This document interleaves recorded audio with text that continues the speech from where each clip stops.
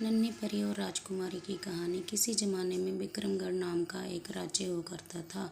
उस राज्य के राजा की दो रानियां थीं। बड़ी रानी का रूप सामान्य था, लेकिन छोटी रानी काफ़ी सुंदर थी।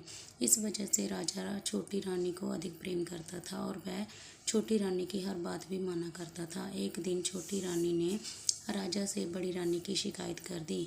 राजा बड़ी रानी से नाराज हो गए, जिससे दुखी होकर बड़ी रानी महल छोड़कर जंगल की तरफ जाने लगी।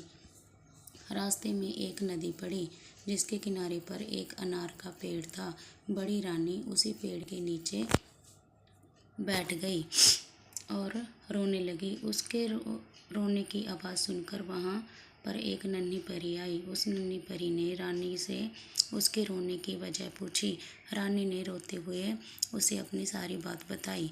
बड़ी रानी की बात सुनकर नन्ही परी ने कहा, इस नदी में 3 डुबकी लगाकर स्नान करो, फिर अनार के पेड़ से एक अनार तोड़ लो।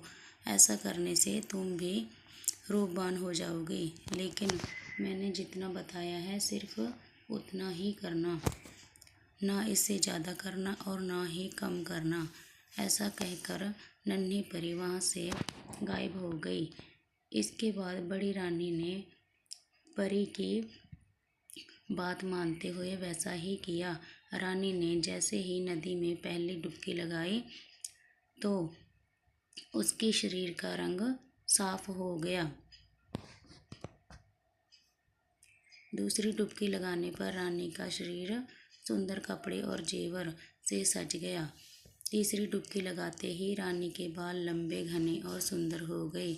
अब बड़ी रानी बहुत ही सुंदर हो गई थी। इसके बाद जैसा नन्ही परी ने कहा था, नदी में 3 डुबकी लगाने के बाद रानी ने अनार के पेड़ से एक अनार तोड़ लिया। तोड़ते ही वह अनार फूट गया और अनार के सारे बीज सैनिक बन गए। उन सैनिकों ने रानी के लिए एक पालकी तैयार की, जिसमें बड़ी रानी को बैठाकर वो वापस राज्य में लेकर आ गए। राजमहल पहुंचकर जब बड़ी रानी राजा से मिली तो उसने नन्ही परी वाली सारी घटना राजा को बता दी। अब राजा को अपनी हरकत पर पछतावा होने लगा और उन्होंने इस बार छोटी रानी को महल से बाहर निकाल दिया। जब बड़ी रानी राजा को नन्ही परी की घटना बता रही थी तो छोटी रानी छुपकर ये सारी बातें सुन रही थी। तो इसी वजह से महल से बाहर निकलने पर वह सीधे उसी अनार के पेड़ के नीचे बैठकर रोने लगी। छोटी रानी के रोने की आवाज़ सुनकर नन्ही परी वहाँ प्रकट हो गई और उसने रानी से उसके रोने की वजह पूछी। छोटी रानी ने झूठ बोलते हुए नन्ही परी को बताया कि बड़ी रानी के कहने पर राजा ने उसे महल से बाहर निकाल दिया। यह सुनकर नन्ही परी ने छोटी रानी से भी कहा कि पहले इस नदी में 3 बार डुबकी लगाओ, फिर इसी अनार के पेड़ से एक अनार तोड़ लो, लेकिन ना इससे ज़्यादा करना और ना ही इससे कम करना। ऐसा कहकर नन्ही परी वहाँ से फिर गायब हो गई। नन्ही परी की बात सुनकर छोटी रानी बहुत खुश हुई। वह नदी में गई और जैसे ही पहली डुबकी लगाई उसका शरीर पहले से भी ज़्यादा निखर गया। दूसरी डुबकी लगाते ही उसका शरीर भी सुंदर कपड़े और जेवर से सज गया।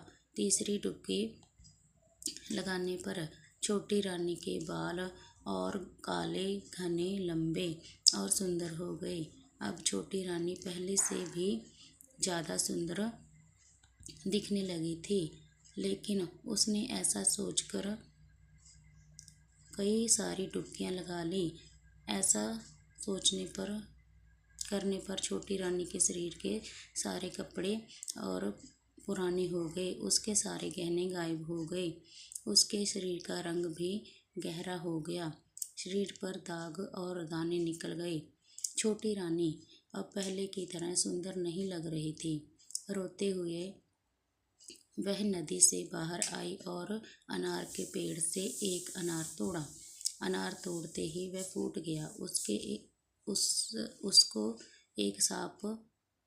उसमें एक सांप निकला और वह रानी को खा गया। रानी की कहानी हमें यह सीख देती है कि दूसरे लोगों के लिए कभी बुरा नहीं सोचना चाहिए।